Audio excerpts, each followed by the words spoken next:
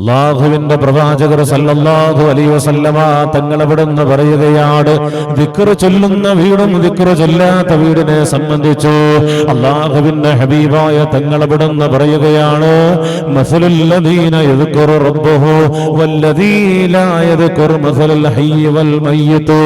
അല്ലാഹുവിന്റെ ഹബീബായ തങ്ങൾ അവിടുന്ന് പറയുകയാണ്, മസലുൽ ലദീ യദ്കുറു റബ്ബഹു, അല്ലാഹുവിനെ ഓർക്കുന്നതായ വീടുണ്ടല്ലോ, അല്ലാഹുവിനെ ഓർക്കുന്നതായ മനുഷ്യനെ സംബന്ധിച്ചുകൊണ്ട് പ്രവാചകർ സല്ലല്ലാഹു അലൈഹി വസല്ലമ തങ്ങൾ അവിടുന്ന് പറയുകയാണ്, അവരുടേതായ ഉദാഹരണം അവിടുന്ന് പറയുന്നുണ്ട്. മസലുൽ ഹയ്യി,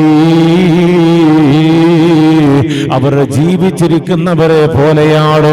ദിക്ർ ചൊല്ലുന്നവരുടെ ഉദാഹരണമാ പറഞ്ഞത്. എന്നാൽ ലാ യദ്കുറു, അല്ലാഹുവിനെ കുറിച്ച് ദിക്ർ ചൊല്ലാത്തവരുടെ ഉദാഹരണം എന്ന് പറയുന്നത് വൽ മയ്യിത്തി, അവര് മരിച്ചവരെ പോലെയാണ്, അവരുടെ കൽബ് മരിച്ചു പോയതാണ്. എന്റെ പ്രിയപ്പെട്ടവരെ, എന്റെ പ്രിയപ്പെട്ട വാപ്പുമ്മമാര്, സഹോദരന്മാര്, നമ്മുടെ വീടിന്റെ അകത്തളങ്ങൾ എങ്ങനെയുള്ളതാണ്?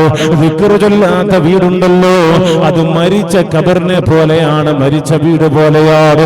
എന്നാൽ ദിക്ർ ചൊല്ലുന്ന വീടുണ്ടല്ലോ, ആ വീട് വല്ലാതെ ഭംഗിയുള്ളതാണ്, സൗരഭ്യമുള്ളതാണ്. അല്ലാഹുവിന്റെ റഹ്മത്തിന്റെ മലായികത്തുകൾ ഇറങ്ങുന്ന വീടാണ് എന്ന് ഹബീബായ നബി മുഹമ്മദ് മുസ്തഫ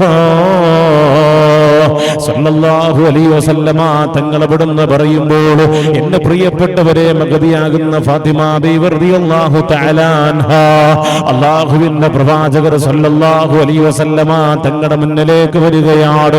ഫാത്തിമ ബീവി റളിയല്ലാഹു തആല അൻഹാ റസൂലുള്ളാഹി തങ്ങളുടെ മുന്നിലേക്ക് വരികയാണ്. അലിയാർ തങ്ങൾ പറഞ്ഞു വിട്ടതാണ്.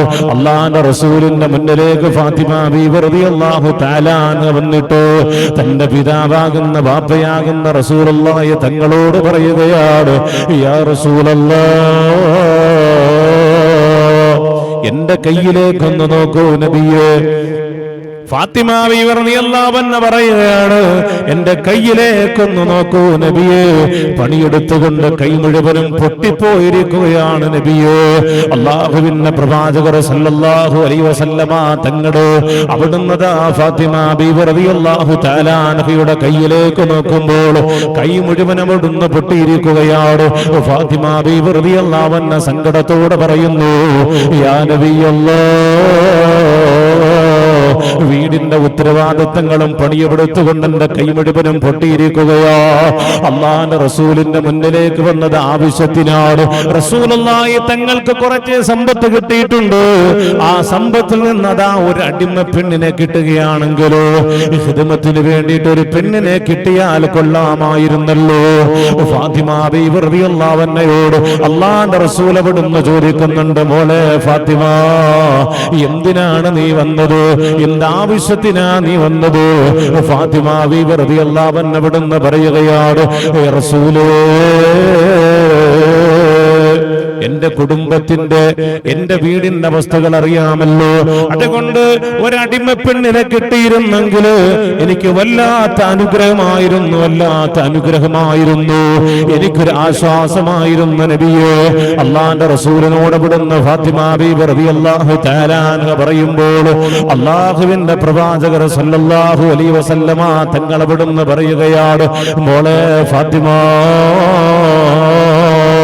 നിന്റെ വാപ്പയ്ക്ക് സമ്പത്ത് കിട്ടിയത് എന്റെ മക്കൾക്ക് സൂഹിക്കാനുള്ളതല്ല, എന്റെ മക്കൾക്ക് സൂഹിക്കാൻ വേണ്ടിയിട്ടല്ല. ഇതിനു വേണ്ടി പണിയെടുത്ത ഒരുപാട് പാപങ്ങളാകുന്ന സഹാബത്തുണ്ട്, ഒരുപാട് പട്ടിണി പാപങ്ങളായ ദാരിദ്ര്യം പിടിച്ച സഹാബത്തുണ്ട്. അവർക്ക് കൊടുക്കാനുള്ള മുതലാണ് മോളെ ഫാത്തിമ ഇന്ന്. അല്ലാഹുവിന്റെ പ്രവാചകർ സല്ലല്ലാഹു അലൈഹി വസല്ലമ തങ്ങൾ ഇവിടുന്ന് പറയുമ്പോൾ അല്ലാഹുവേ, ഫാത്തിമ ബീവി റളിയല്ലാഹു തആല അൻഹ ഇറങ്ങിപ്പോവുകയാണ്. എന്റെ വാപ്പയോട് ചോദിക്കാൻ വേണ്ടി വരണ്ടായിരുന്നെന്നുള്ള മനോഭാവത്തോട് ഫാത്തിമ ബീവി റളിയല്ലാഹു തആല അൻഹ ഇറങ്ങിപ്പോവുകയാ.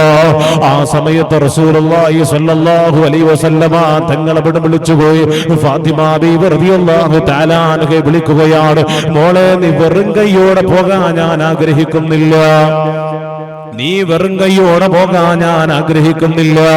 എന്തെങ്കിലും ഒരു കാര്യം ഞാൻ പറഞ്ഞു തരാതെ കണ്ട് വെറുതെ വെറും കൈയോടെ പോകാൻ ഒരിക്കലും ഞാൻ ആഗ്രഹിക്കുന്നില്ല എന്ന് അല്ലാഹുവിന്റെ ഹബീബായ തങ്ങൾ അവിടുന്ന് പറയുകയാണ്.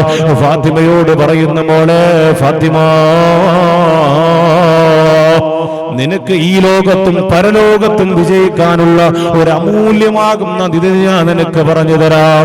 ഈ ലോകത്തും പരലോകത്തും വിജയിക്കാൻ നാളെ മുഅ്മിനാത്തുകളും മുഅ്മിനീങ്ങളതാ കടന്നു വരുമ്പോ സ്വർഗത്തിന്റെ രാജ്ഞിയായി കടന്നു പോകുന്ന ഫാത്തിമ, നിനക്ക് ഈ ലോകത്തും പരലോകത്തും വിജയിക്കാനുള്ള അമൂല്യമായ രത്നം ഞാൻ നിനക്ക് പറഞ്ഞു തരാം. അല്ലാഹുവിന്റെ ഹബീബായ തങ്ങൾ അവിടുന്ന് പറഞ്ഞു കൊടുക്കുകയാണ്. എന്നിട്ടതാ ഒരു ദിക്ർ പ്പെടുന്ന റസൂലുള്ളാഹി തങ്ങൾ പറയുകയാണ്. ബിസ്മില്ലാഹിർ റഹ്മാനിർ റഹീം.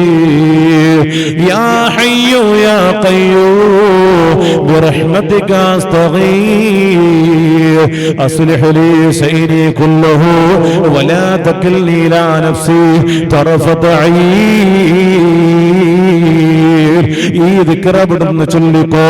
രാവിലെയും വൈകുന്നേരം അവിടുന്ന് ചൊല്ലിയാൽ അല്ലാഹു നിന്നെ ദുനിയാവിലും ആഖിറത്തിലും പരാജയപ്പെടുത്തില്ല എന്ന് തന്റെ മകളാകുന്ന ഫാത്തിമ ബീവി, കരളിന്റെ കഷ്ടമായ ഫാത്തിമ ബീവി, നാളെ സ്വർഗത്തിന്റെ രാജ്ഞിയായ ഫാത്തിമ ബീവി, നാളെ സ്വർഗത്തിന്റെ ഹൂറിലീങ്ങളുടെ നേതാവായ ഫാത്തിമ ബീവി, ആ ഫാത്തിമ ബീവി റളിയല്ലാഹു തആല അൻഹയ്ക്ക് അവിടുന്ന് പറഞ്ഞു കൊടുക്കുമ്പോൾ, എന്റെ പ്രിയപ്പെട്ട ഉമ്മ, സന്ധ്യ സമയമാകുമ്പോൾ നമ്മുടെ വീടിൻ്റെതായ അകത്തളങ്ങൾ എങ്ങനെ അല്ലാഹുവിനെ ദിക്ർ ചൊല്ലുന്ന വീടുകളുണ്ട്, പരിശുദ്ധമായ ഖുർആൻ എടുത്തുകൊണ്ട് പാരായണം ചെയ്യുന്ന വീടുകളുണ്ട്. എങ്ങനെയാ ദാരിദ്ര്യം വരാതിരിക്കുന്നത്? എങ്ങനെയാ പട്ടിണി വരാതിരിക്കുന്നത്? അതിങ്ങനെയാണ് ഈ ഞെരുക്കങ്ങൾ വരാതിരിക്കുന്നത്?